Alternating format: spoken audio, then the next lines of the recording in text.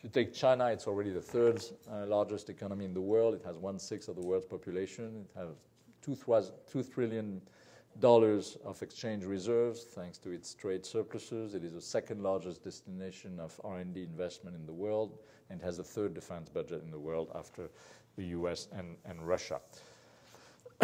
So what this means is a tremendous shift of economic power to non-Western countries that will happen, that is happening now, that will continue to happen in the next decades.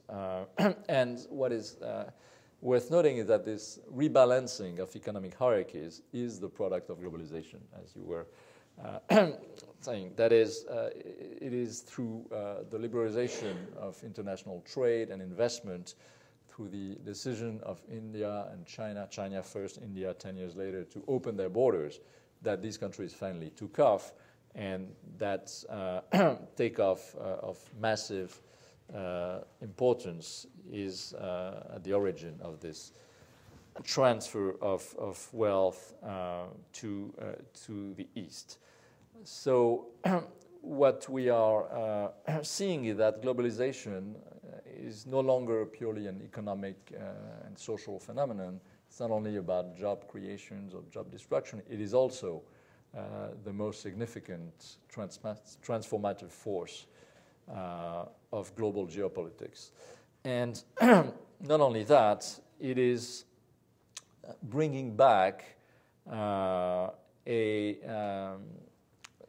it is accompanied by a return of traditional geopolitics in the global economy. One of the principal vehicle for that comeback is the energy question. Energy is becoming a scarce resource. It is also limited by climate change considerations. But the economic takeoff of China and India in particular, and other countries as well, have created a huge demand for energy and other natural resources.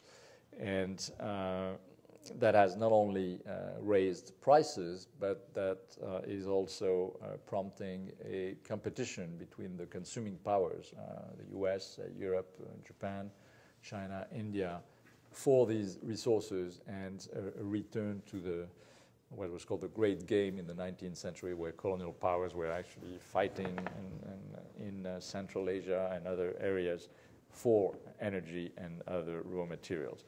It happens that the region that have those resources are also sensitive, troubled areas where Islam is generally dominant, whether it's the Middle East, parts of Africa, or parts of Central Asia. So all this boils together and creates a much more tense global economy. So we're witnessing a return of power strategy, of traditional geopolitics. And so main argument that the book is making on that, in that respect, is that contrary to the liberal view of commerce as a instrument of peace and harmony among nations, which remains true, of course, but the world we're entering into is, in fact, not so flat. It's not the flat world that Tom Friedman is advertising. It is much more complex than that. And globalization is producing as much conflict as it is producing harmony, as much fragmentation as it is producing homogenization.